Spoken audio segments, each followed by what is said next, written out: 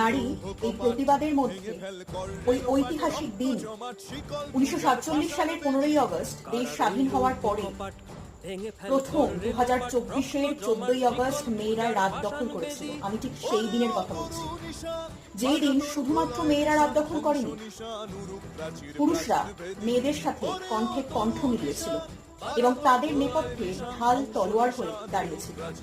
হ্যাঁ, আমরা অতীতে অনেক ঘটনা দেখেছি, যেমন দ্বারকানাথ গাঙ্গুলি, রাজা রামমোহন রায়, বিদ্যাসাগর মহাশয় নারীদের জন্য অক্লান্ত সংগ্রাম করে নারীদেরকে অনেকভাবে স্বাধীন করে দিয়ে গেছেন।